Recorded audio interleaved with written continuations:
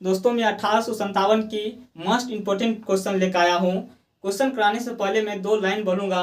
मुझे पता है कि मैं यह कर जाऊँगा। मैं अगर यही जीत पर अड़ा रहूँ तो लाख तोहफा हो मुझे डुबाने वाले मैं 7 समुंदर को भी पार कर जाऊंगा। आइए उसके बाद मैं ऑब्जेक्टिव लेकर आता हूँ। मुझे आपसे उम्मीद करूंगा ये 2 पंक्ति जो है बहुत अच्छा लगा होगा आपको सुनने में। आइए मैं मोस्ट इंपोर्टेंट क्वेश्चन जो 1857 का लेकर आया हूँ उस पर आता हूँ। दोस्तों 1857 क्रांति के समय भारत का गवर्नर जनरल कौन था? 1857 की क्रांति के समय भारत का गवर्नर जनरल कौन था? 1857 की क्रांति के समय भारत का जो गवर्नर जनरल था यह लॉर्ड कैनिंग था। कौन था? लॉर्ड कैनिंग था। और मैं एक चैनल को आप सब्सक्राइब और लाइक जरूर कीजिएगा मेरे भाई। आइए दूसरा क्वेश्चन पे आता हूं मैं। 1857 की क्रांति के समय सरकारी इतिहासकार कौन था? 1857 की क्रांति का सरकारी इतिहासकार कौन था मेरे भाई? 1857 की क्रांति का सरकारी इतिहासकार का मैं बात करूं तो ये एस.एन. सेन था। एस.एन. सेन। कौन? एस.एन. सेन था। ये चीज़ों को आप याद रखिएगा, मोस्ट इंपोर्टेंट क्वेश्चन ये बार बार क्वेश्चन पूछा जाता है एग्जाम में।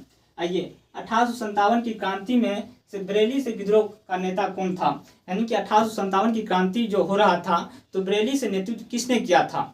यानी कि बरेली से नेतृत्व मेरे भाई खान बहादुर खान ने किया था। कौन किया था?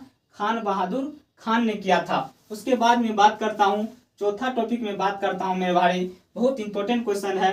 रानी लक्ष्मीबाई। कौन? रानी लक्ष्मीबाई का समाधि स्थल कहाँ था? यानी कि रानी लक्ष्मीबाई जब मृत्यु हुआ था तो उसका समाधि स्थल कहाँ बनाया गया था?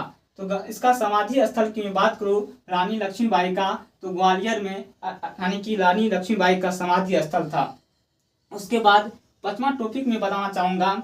5वां टॉपिक है 1857 की में अंग्रेज में सबसे कट्टर दुश्मन कौन था? यानी कि 1857 की क्रांति के समय अंग्रेज का सबसे कट्टर दुश्मन कौन था? 1857 की क्रांति में सबसे कट्टर दुश्मन जो था अंग्रेज का में यानी कि मौलवी अहमद उल्लाह को मनाया जाता है। किसको मनाया जाता है? मौलवी अहमद उल्लाह को मनाया जाता है। किसको? मौलवी अहमद उल्लाह को। उसके बाद नेक्स्ट टॉपिक है बैरकपुर छावनी का नेतृत्व किसने किया था? यानी कि 1857 की क्रांति में बैरकपुर जो छावनी था इसका नेतृत्व किसने किया था? तो आप सभी जानते होंगे मंगल पांडे का इतिहास में थ्योरी में आप जाके देख सकते हैं, पूरा डिटेल किया हूँ। डिटेल एग्जाम भारत में मेरा चैनल है, जाकर के प्ले लिस्ट में आप देख सकते हैं, पूरा डिटेल से बनाया गया है मेरे भाई। और उसके बाद यानी कौन किया था? तो ये यानी कि मंगल पांडे ने किया था। मंगल पांडे। छावनी का नेतृत्व किसने किया था? बैरकपुर छावनी का नेतृत्व मंगल पांडे ने किया था। और कानपुर विद्रोह का नेतृत्व कौन किया था? यानी कि कानपुर से विद्रोह का नेतृत्व किसने किया था? 1857 में कानपुर से नेतृत्व किसने किया था? तो नाना साहब ने किया था। कौन किया था?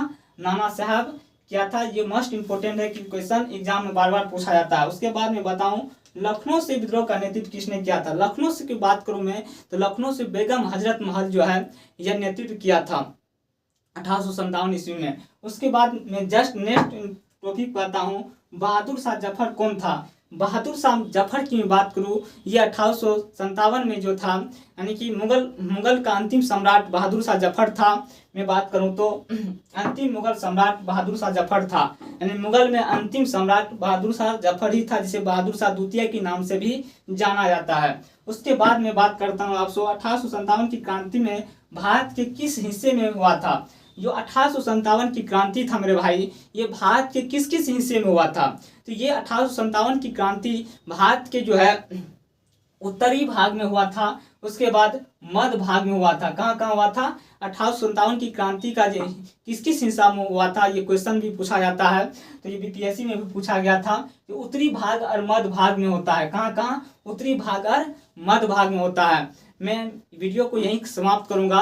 एक बात मैं बोल दूं, आप जाकर के सबसे पहले थ्योरी वाले इससे पहले मैं पढ़ाया हूँ 1857 जाकर थ्योरी पढ़ लीजिए। उसके बाद एक टॉपिक में ऑब्जेक्टिव लिया हूँ और जस्ट आज मैं ऑब्जेक्टिव ले रहा हूँ। तीसरा ये मेरा क्लास है, जाकर के जरूर आपसे उम्मीद करूँगा ये वीडियो को आप जरूर देख लीजिएगा, पहले वाला वीडियो। और आपको अगर ये वीडियो अच्छा लगा होगा जरूर चैनल को सब्सक्राइब, लाइक और कॉमेंट जरूर कीजिएगा। यहीं पर अपना वीडियो खत्म करता हूँ। जय हिंद।